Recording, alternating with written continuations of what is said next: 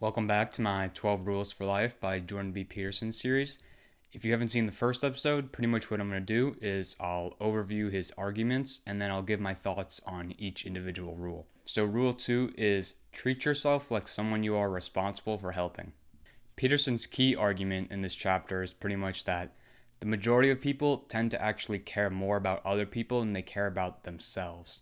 From a biblical perspective, this is because we are all descendants of Adam and Eve, and when they gained consciousness, they became impure. So, pretty much to cope with our own imperfections, we try to help others as much as possible. He also brings up the idea of order and chaos for the first time in this rule, which he mentions several times throughout the book. It's like the title of the book, so of course he does. But pretty much the idea is to live a balanced life, you need both. If you have too much order, that either leads to tyranny or boredom. And if you have too much chaos, you'll be so stressed. So what Peterson suggests is you walk the fine line between the two. I thought this chapter was quite interesting because I know of the biblical stories, but not really what they mean. So hearing Peterson's interpretation of the story of Adam and Eve was pretty interesting to me.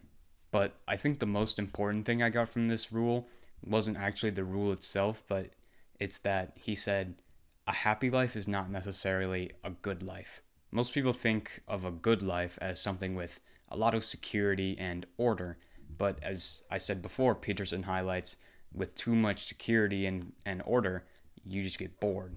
I feel like hearing this idea so relatively early in my life, I guess, has kind of gotten the idea of hustle culture out of my head. The idea that if I just work super hard for, X amount of years, I'll be able to retire early and then I can do whatever I want. But what am I even going to do when I retire? I mean, maybe it'll be fun for a month, a year, 5 years, but there's still so much of my life left. What am I going to do? I feel like I want to keep learning and I want to keep working at things that are important to me pretty much until I'm unable to, until I die.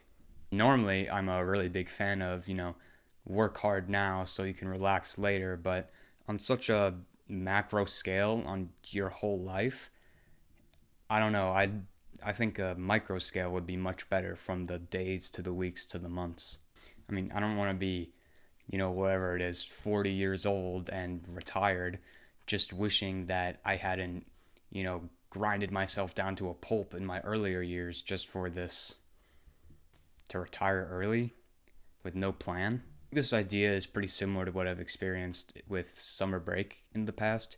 It's an extended bout of the school year, so 9 months or whatever it is, breaks down to exactly, but pretty much 9 months of school and then 3 months of summer. I often find myself thinking towards the end of the school year, it's like, yes, I'm so excited for the summer. I'm going to have so much fun. It's going to be so relaxing. I'm just going to do whatever I want all the time. It's going to be great. But what always has ended up happening is the first couple of weeks of summer are really fun, and then I just get super bored, and I don't know what to do with the rest of the time.